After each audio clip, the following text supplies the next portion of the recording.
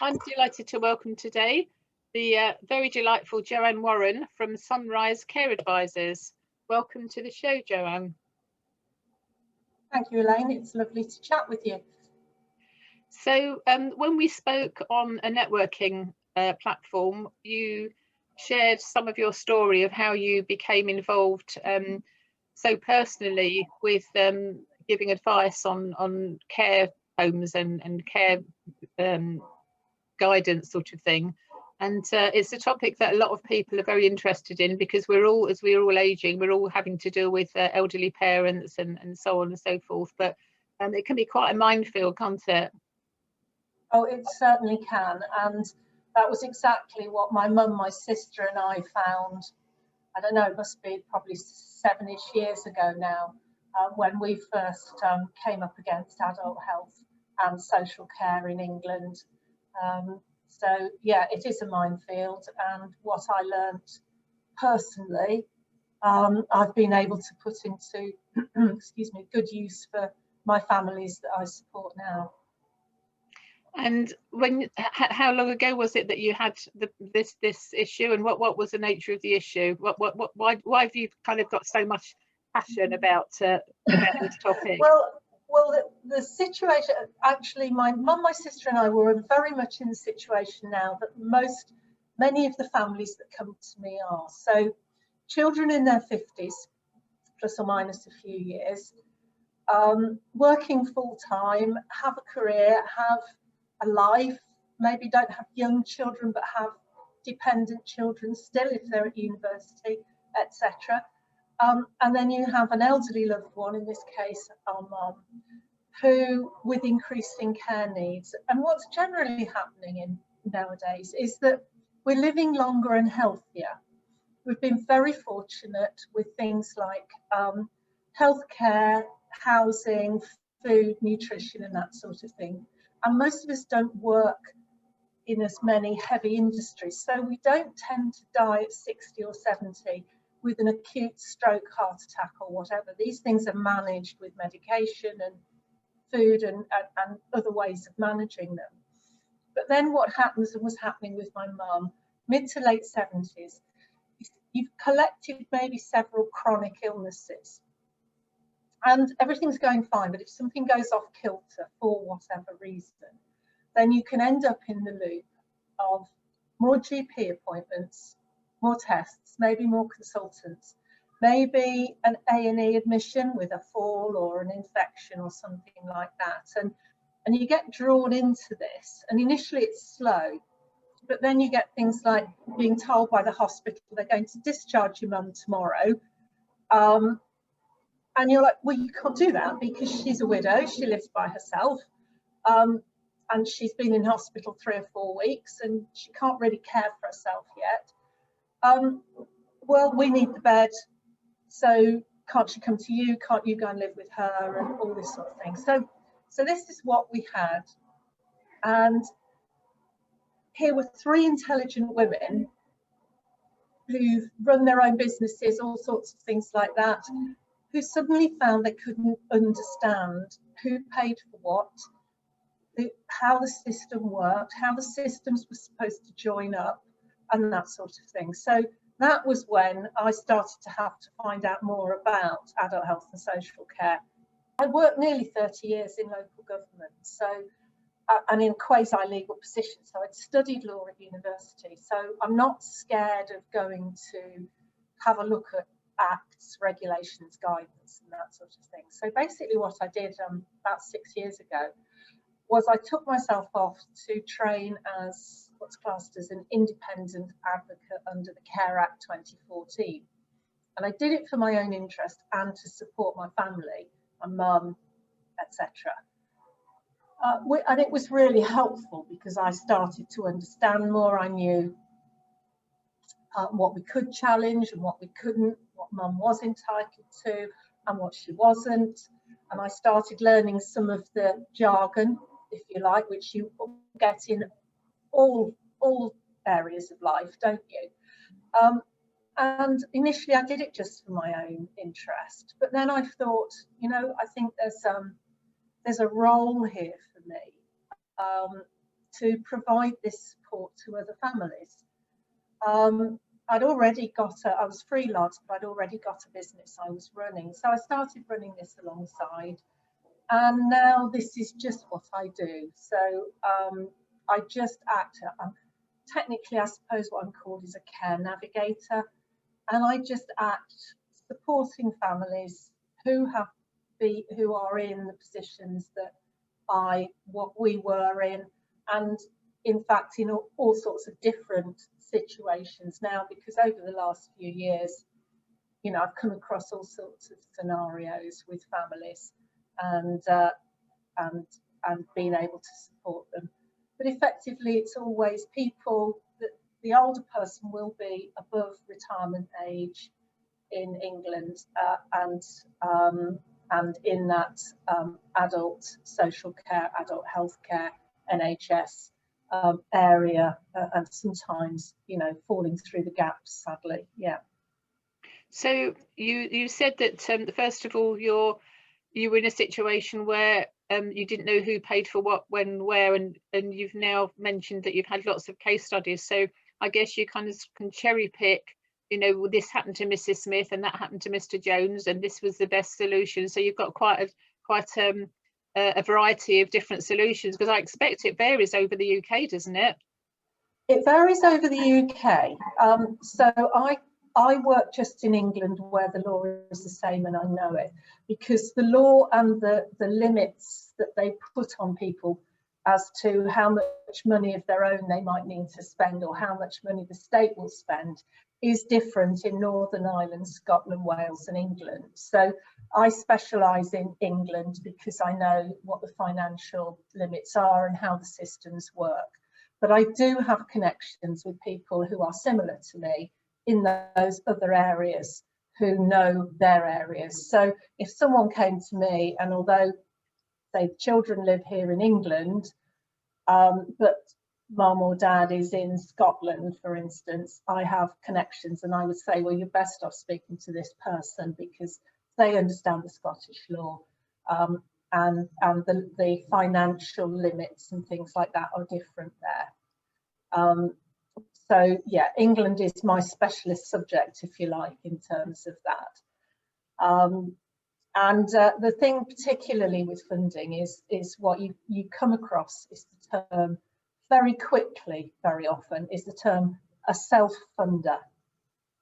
And a self-funder is someone in England who has more than £23,250 in savings, premium bonds, you know, investments or whatever.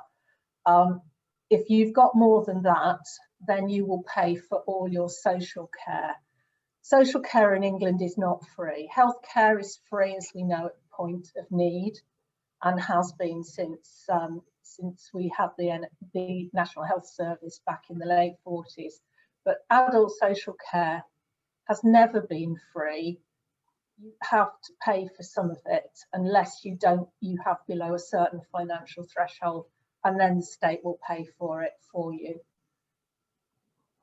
So is there anything we can do to prepare for this? Because as you say, it kind of happens suddenly, doesn't it? Mother, father, you know, aunties, uncles, I guess, as well, taken into hospital, and then suddenly come out, you're working, your kids are doing something, you know, it's a minefield. So where do we start, and can we actually prevent it?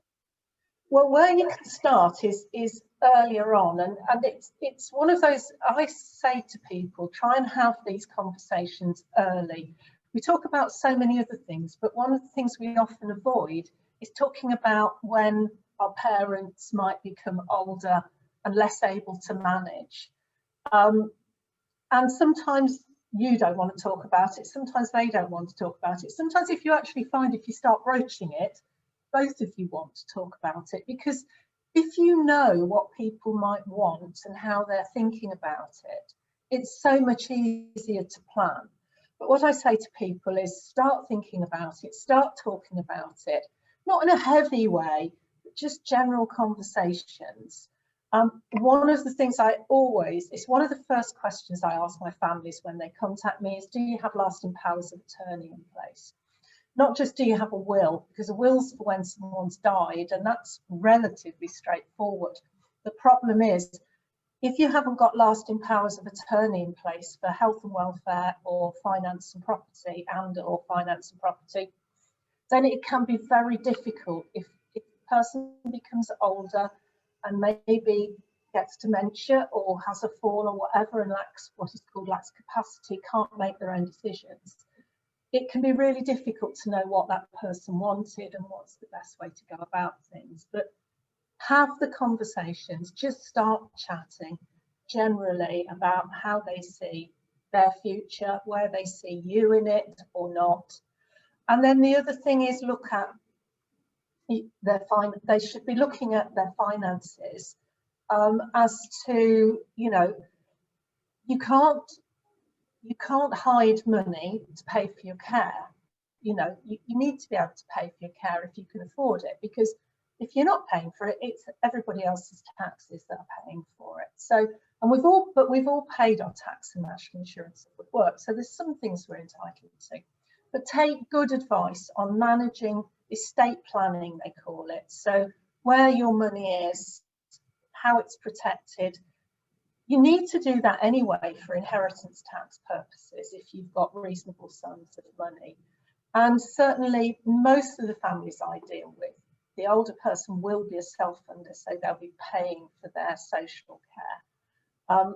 And, you know, if you've had good advice over the years from an independent financial advisor, from someone who's written your will about trusts and all that sort of thing, then hopefully your money is where you need it to be to support you in later life. I mean, most of us don't go into care homes. Only a small proportion of people go into care homes, and the average age of going into a residential care is 82. But many of us do find that later on we do need support at home, and we'd much rather be in our own homes if we possibly can. So it's just something to have thought about. And the other thing I talk to people about, and I know people who are occupational therapists, is as you're aging, look at your home. Are you going to be able to stay there? Or has it got lots of steps and no downstairs toilet? You know, it's that sort of planning over maybe a 10, 15 year, 20 year period. Just having these things in your head, really, as you grow older. We plan all sorts of other things, but because we generally, and I include myself, we don't want to think about getting old and infirm and needing support. We want to be independent, but it's likely to happen, so it's something you need to think about.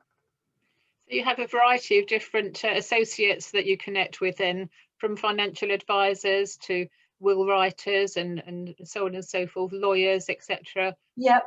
I guess social care people as well, agencies that provide care. So it sounds to me like you're a bit of a gold mine of information. Yeah, I've got what I term as a bit of a black book, really. So because I'm based in Leicestershire, in the centre of England, pretty much, and I'm born and bred there, so I've never moved very far.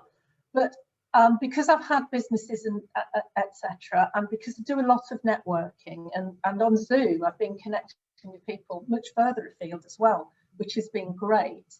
I have good connections, as you say, with all sorts of people like the Society of Later Life Advisors who have specialist independent financial advisors who can advise you on funding for later life care. I have, as you say, people who write wills, who are estate planners, people who do lasting powers of attorney.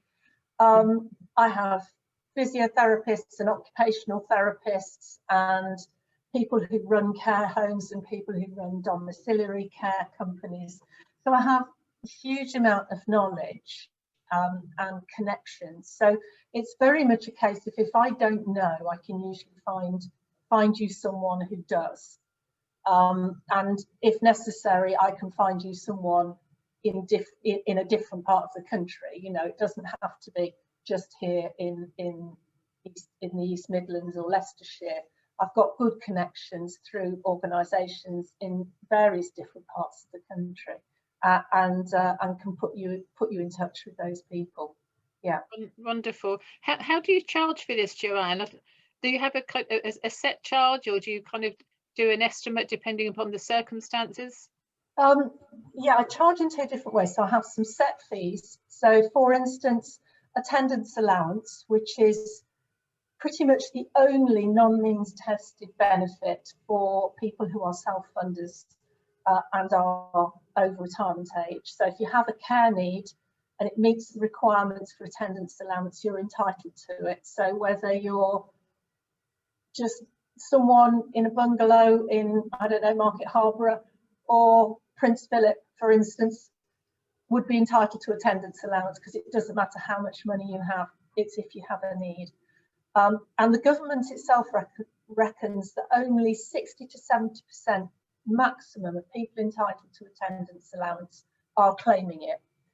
And if you are entitled to it, if you're entitled to the single rate, it's just short of £70 a week. And if you're entitled to the higher rate, it's just short of £90 a week that you could put towards care. And if I do an attendance allowance application, I charge a flat fee of £275 for that, for instance. If I'm doing some other work and I have some packages that are costed. So I've recently, for a family whose mum needed care to come into the home, but they didn't live nearby, so I did desktop and phone call research, provided them with a short list of high quality care domiciliary, so that's care into the home suppliers near mum. And when I do that, I shortlist, I phone them up, I do all the checking and everything else.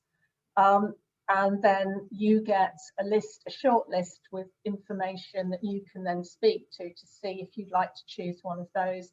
And for instance, that's £299. But then sometimes people want me to challenge decisions by health service or a local authority. And I did that recently for a family based in Nottinghamshire. They were unhappy with the way that the local authority adult social care team had gone through mum's finances and said how much she had got to pay towards her care and how much they would pay, and they weren't happy with the decision. So I challenged that. I had a look and I agreed with the family, and I challenged that, and I saved that family £92,000 because Wow. I successfully challenged the local authority and said they hadn't made the calculations correctly. And that cost the family £300 for my time, because I do that on an hourly rate, which is £75 an hour. So for £300 of my time there, it saved them just over £90,000 that would have been paid out for mum's funding over the next 2 to 3 years. Wow, that's incredible. Absolutely incredible. Yeah. And I love what I do. I love working and supporting my families. It isn't, mostly it's the children that come to me, but it isn't always. And I get referrals from sometimes the elderly person. It's the elderly person themselves, because they don't have any close family, or they don't, friends nearby that can support them. So as well as me referring to the people we talked about earlier, they also come across either individuals or families that need my support, and they contact me as well to support them. And interestingly, and this will resonate with you, I'm sure, Elaine, over the last 12 months or so, I've had more contact from children who are expats, so living abroad, but whose loved ones are here elderly loved ones are here in England, and normally might have popped back, and been able to sort things out, but of course that's been extremely difficult. So I've had more inquiries and supported more where where the children aren't actually even in the country, but they've got loved ones that need some support. And that's where using Zoom like this and those sorts of things has proved absolutely tremendously useful, because I had one where it was mum and dad in the north of England, there was me here in the Midlands, there was a son down near London and a daughter in America. And we were able to have someone set up mum and dad's iPad so that they were on Zoom, someone in their support bubble up there, and we were able to have a Zoom meeting with the children, me and mum and dad, but we were in different parts of the country, and in fact, one of them was in America. And I record the meetings so they can always go back and have another listen about what we discussed as well. Brilliant. One of the very few benefits of COVID, I think, is we've all been pushed into this virtual world, and lots of examples like that have come up where people are extending their reach and their geographic connections. So that's wonderful. So yes, Joanne, that's absolutely brilliant. I had no idea the complexity of things. My own situation, I've not had to deal with elderly parents, sadly. I would love to have my parents to have lived in a different situation, but there we go. So but with the expat thing, I'm connected with the expat community over here in Portugal. So if it's okay with you, I'll certainly put your details in some of the groups that we have. Yes, yeah, please do. Brilliant.